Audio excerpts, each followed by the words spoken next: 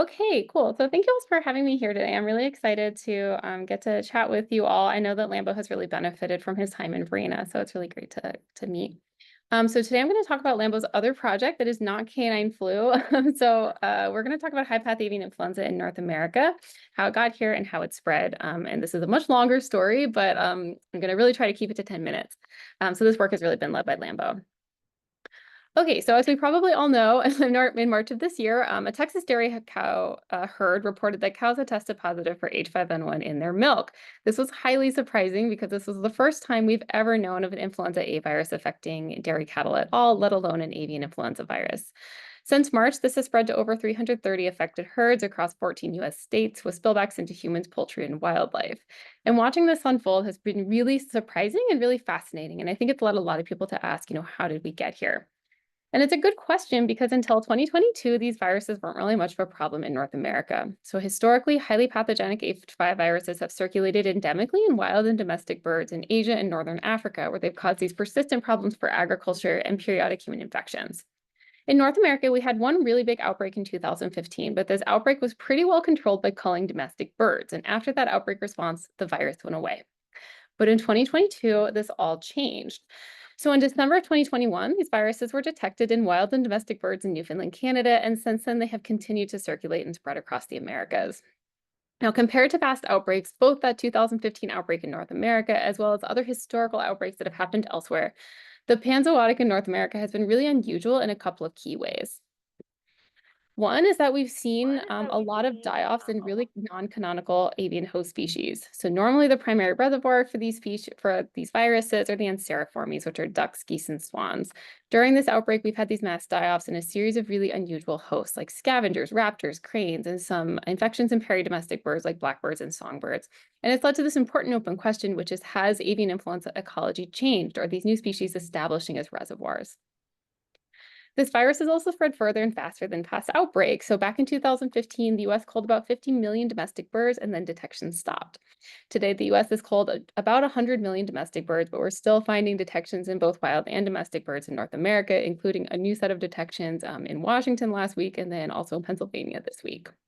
This virus has also spread to South America and Antarctica for the first time. So how has this virus disseminated so rapidly, and why has culling been so ineffective for containing this outbreak when it worked pretty well in 2015?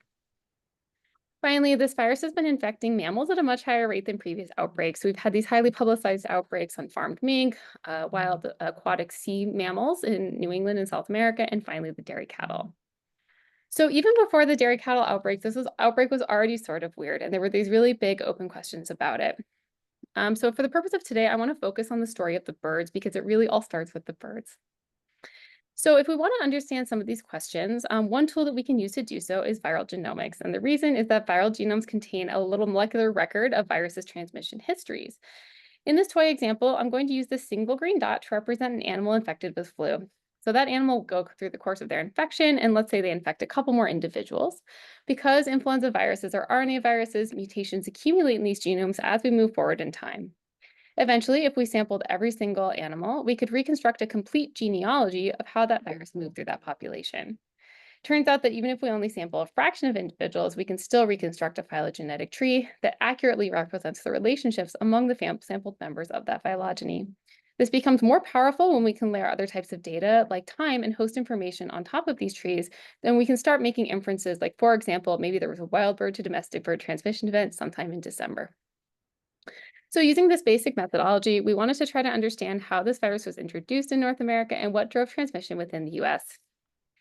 The first thing we did was built a massive phylogenetic tree of every publicly available HA sequence from North America in the context of other sequences from other geographic regions with ongoing outbreaks around the same time. Our North American sequences are these blue tips that I've highlighted here with these arrows. We can see that the vast majority of transmission in our outbreak descends from this single introduction from Europe that we infer happened in the fall of 2021.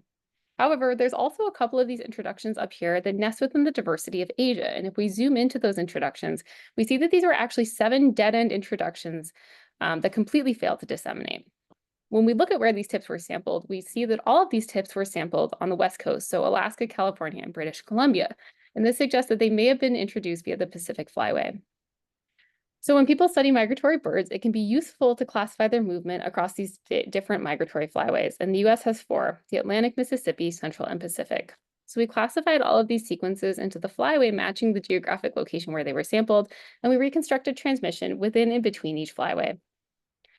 What I'm showing you now is a phylogenetic tree that we are coloring by wild aquatic flyways.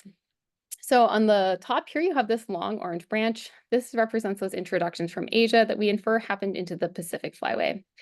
We then see that the rest of these transmission events really descend from this single introduction from Europe that we infer happened into the Atlantic flyway. From the time of this introduction until the time a tip was first sampled in the Pacific coast, it took this virus about 6 months to traverse from east to west coast. This is really rapid. So it took West Nile virus about 3 to 4 years to go from coast to coast. It took high-path avian influenza only about 6 months. The differences here could be due to the differences in the host species driving transmission, differences in the inherent transmissibility of this virus, or a combination of both. When we look at this tree, though, we do see that viruses tend to genetically cluster pretty well by viruses sampled in the same or immediately geographically adjacent flyway. So for example, blue viruses cluster together, yellow viruses cluster together. And if we trace the tree backbone, which represents these inferred ancestors, we see this very clear progression from the Atlantic to Mississippi, down to the Central, and then finally out to the Pacific. We also formally quantified the number of introductions and kind of transmission patterns between these different flyways, and I'm summarizing the result here with these arrows. The size of the arrows represents the inferred amount of transmission happening from one flyway to the next. What we found in this analysis was a very clear pattern of east to west transmission, and it's important to note that this is really mostly describing the first year of this outbreak. So we saw a lot of transmission from the Atlantic to Mississippi, Mississippi to Central, Central to Pacific, but very little transmission from west to east.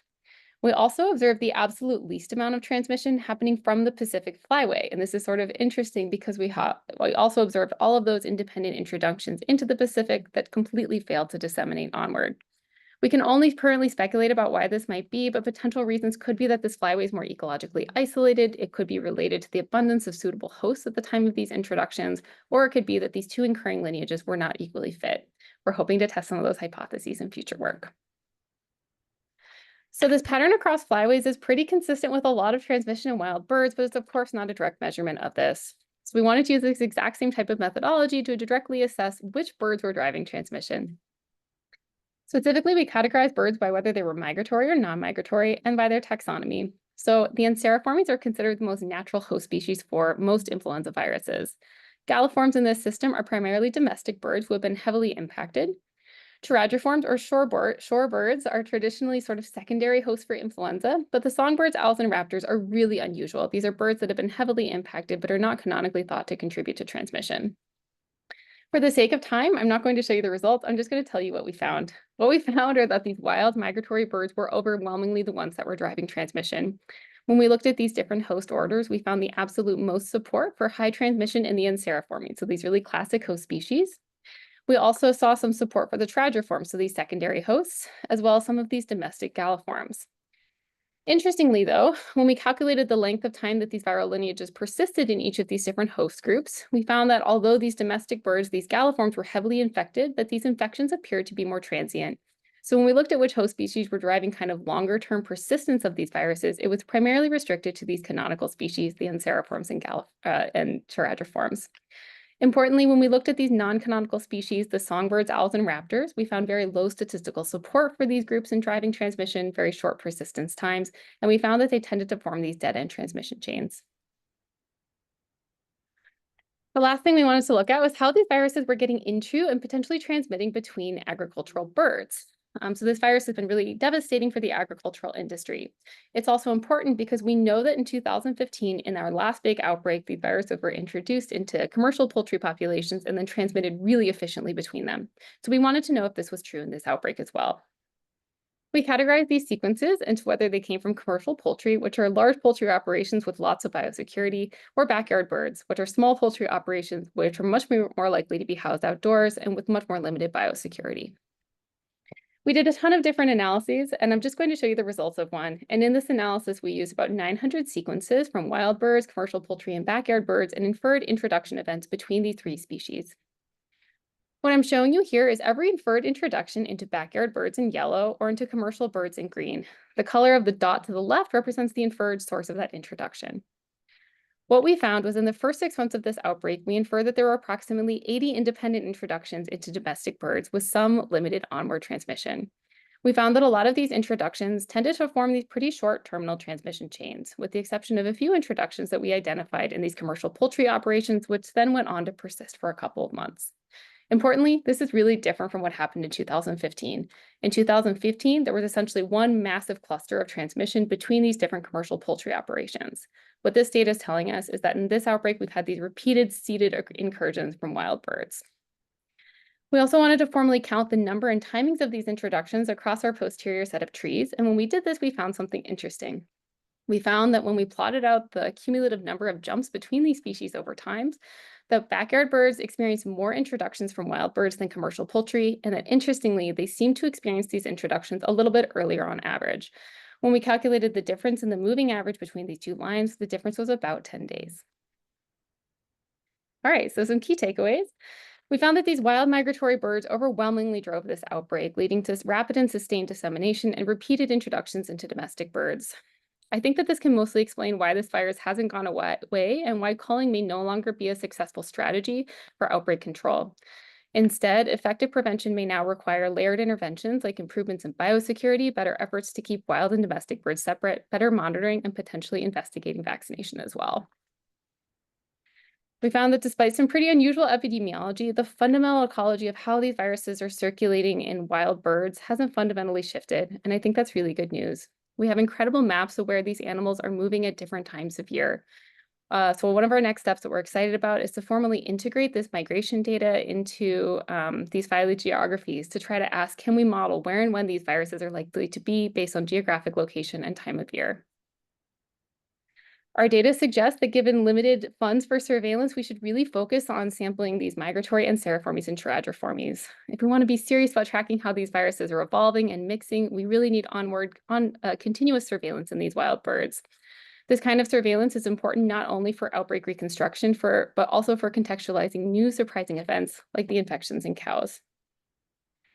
Finally, our data suggests that strategies that reduce successful introductions into domestic populations will likely be necessary now for reducing outbreaks in agriculture, but they suggest that these backyard birds could potentially act as these really interesting early warning signals. So our data suggests that these birds may be getting infected or at least systematically reported earlier than commercial poultry. So we think it's interesting to consider these birds as potential early warning signs for transmission increasing in a given area. We made an interactive display for these data available on our Labs Next Train group page. And I'd like to thank my lab, and I'll take any questions.